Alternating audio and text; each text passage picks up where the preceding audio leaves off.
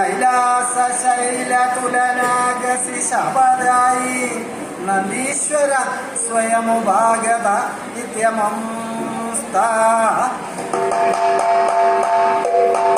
സ പിശിദാശനേന്ദ്ര അഭി സമീരപുത്രം പ്ലവംഗമം അഭിവീക്ഷ്യ. ആ പിശിദാശനേന്ദ്രനും സമീരപുത്രനായിട്ടുള്ള പ്ലവംഗത്തെ അഭിവീക്ഷിച്ചു. ആ പിശിദാശനേന്ദ്രൻ രാവണനും വായുപുത്രനായിട്ടുള്ള വാനരനെ നേരിട്ട് കണ്ടു എന്നാണ് പറഞ്ഞത്. വായുപുത്രനായിട്ടുള്ള വാനരൻ എന്ന് പറഞ്ഞാൽ ഹനുമാൻ. രാവണനും ഹനുമാനെ നേരിട്ട് കണ്ടു എന്നാണ്. ഏതാ സമയം ശ്രീരാമചന്ദ്രസ്വാമിയുടെ പ്രീതമയായിട്ടുള്ള സീതാദേവിയെ അന്വേഷിക്കാനായിട്ട് വാനരന്മാര് തെക്കേ ദിക്കിലേക്ക് പോയി. 4 ദിക്കിലേക്കും വാനരന്മാരെ അയച്ചു.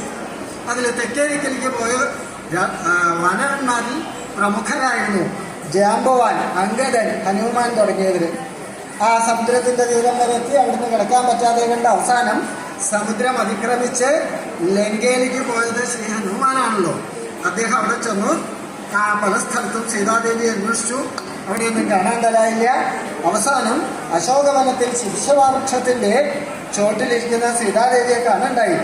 ആ സീതാദേവിയെ കണ്ട് അങ്കുലീകം കൊടുത്ത് അടയാളവാക്കം അറിയിച്ച് അവിടുന്ന് പ്രത്യഭിജ്ഞാനമായിട്ടുള്ള ചൂടാരത്നം സ്വീകരിച്ചു. ശ്രീരാമചന്ദ്രന്റെ അടുത്ത് ചെന്നാൽ സീതാദേവിയെ കണ്ടു എന്ന് ബോധ്യപ്പെടുത്താനായിട്ട് ദേവി തലയിൽ അലങ്കരിച്ചിരുന്ന ആ ചൂടാരത്നം കൊടുക്കണ്ടായി.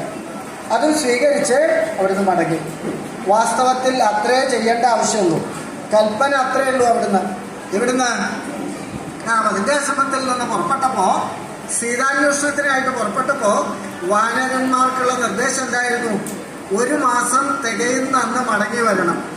അത് സീതയെ കണ്ടാലും കണ്ടില്ലെങ്കിലും, കണ്ടാൽ ഉടൻ വന്ന് വർത്തമാനം ധരിപ്പിക്കുക, കണ്ടില്ലാച്ചാലും മാസം തികയുന്ന അന്ന് തിരിച്ചെത്തണം. ചാന്ദ്രമാസം 28 ദിവസം. ആ 28 ദിവസം കഴിഞ്ഞ് വന്നില്ല എന്നുണ്ടെങ്കിൽ അവരെ ശൂന്യത്തിൽ തറച്ച് നിഗ്രഹിക്കുന്നതായിരുന്നു നിശ്ചയം. അപ്പോൾ സീതാദേവിയെ സമയമൊക്കെ അതിക്രമിച്ചതിന് ശേഷമാണ് ലങ്കയിൽ ചെല്ലാനും കാണാനും തരായത്.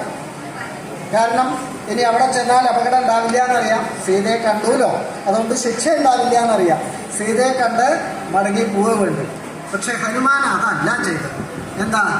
ഇപ്പൊ ഞാൻ ഇവിടുന്ന് മടങ്ങിയാൽ നാളെ പ്രഭാതത്തിൽ രാക്ഷസന്മാര് ഉണർന്ന് നോക്കുമ്പോൾ എൻ്റെ കാലടയാളം കാണും.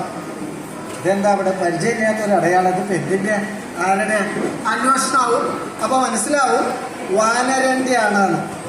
എവിടുന്നാ വന്ന് എവിടേക്കാ പോയതെന്നൊക്കെ നോക്കുമ്പോൾ അശോകവനത്തിൽ ചെന്നതും സീതാദേവിയുടെ അടുത്ത് എത്തിയതും കാണാം. അവിടുന്ന് മടങ്ങി പോയതും കാണാം.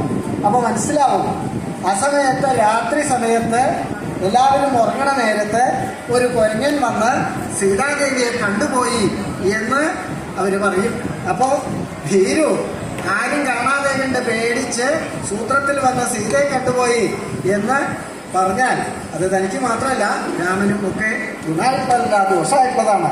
അതിന് ഇടവരുത്തണ്ട. വന്ന സ്ഥിതിക്ക് രാവണനെ ഒന്ന് കണ്ടു പോവാന്ന് തീർച്ചയായിട്ടും. രാവണനെ നേരിട്ട് ഇതുവരെ കണ്ടിട്ടില്ല. കേവനാണ്, 10 തലയുണ്ട്, 20 കൈയുണ്ട് എന്നൊക്കെ കേട്ടിട്ടുണ്ട്, ശക്തിയുണ്ട് എന്നൊക്കെ ധരിച്ചിട്ടുണ്ട്. നേരിട്ട് കാണാൻ തരായില്ല. ഹനുമാൻ ആലോചിച്ചു, ഇപ്പോ രാവണനെ കണ്ടില്ലെങ്കിൽ